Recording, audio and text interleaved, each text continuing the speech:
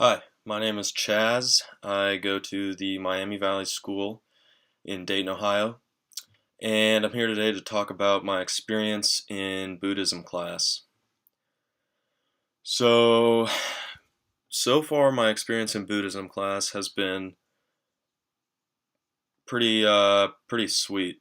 Um, I mean the when I say that I mean that the ideas that are going around and the ideas that we talk about and things like that are really profound.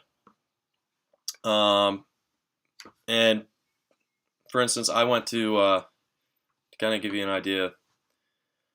I visited Furman University this weekend, and as I was walking around the campus, a lot of pretty people and whatnot.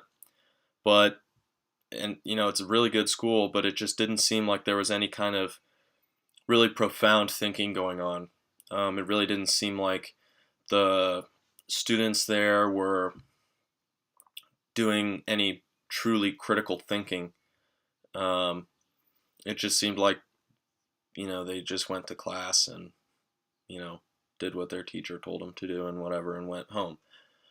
But in Buddhism class, we walk into class and boom, right away we're talking about um, the the ego and um, the subconscious and um, uh, talking about how different aspects of Buddhism, particularly Vajrayana, how those aspects of Buddhism can affect you in your everyday life. And we observe society and we observe how people usually live in their egos and they don't really experience life. Um, so just like the students at Furman, the we people in society just kind of go around, do what they do, go to work, go home, go to sleep, get married, have kids, live their life the way that they're supposed to, and they don't really live. Um, and so we're talking about things like you know how can people like um, like Trungpa Rinpoche, how can people like that who are so enlightened make the kind of mistakes that he did? Because Trungpa Rinpoche was a enlightened being, came over to the States, started teaching all these hippies about Buddhism, and I mean there's no doubt that he was enlightened, but at the same time he also made mistakes. Like he was an alcoholic, he was a womanizer, he got in car accidents and made stupid decisions and things like that. But um, the thing is, he was living life, and he was 110% connected to his direct experience.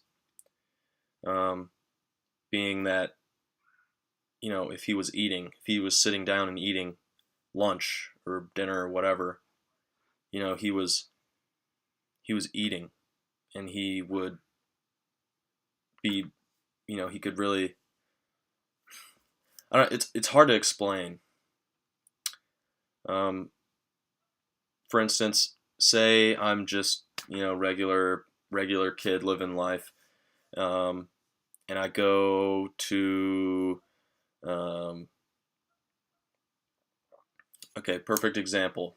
High schoolers, teenagers go to parties and they intoxicate themselves with what have you, and they do that so in order to um, seek a deeper connection with their direct experience and with the people around them, because they're afraid of letting down their guard and um, pushing their ego aside and and living in the moment, connecting with the people around them, and connecting with the experience. Now, in Buddhism class, what we talk about is, why, why, why do people do that? Well, the answer is they're afraid, and they live in their ego. And another thing is, we talk about, well, how do we get away from that? How do we live? How do we experience life in the here and now? It sounds kind of flowery, sounds kind of, oh, we live in multiple dimensions, the world is your oyster, blah, blah, blah. It sounds kind of like that, but it's really true. Life is meant to be lived. And in Buddhism, we tackle the profound question of how do we live it, essentially. And so it's really a truly amazing class. We experience, we learn, we discuss, and we talk about how do you live. I don't know if my peers feel that way about the class, but that's how I feel.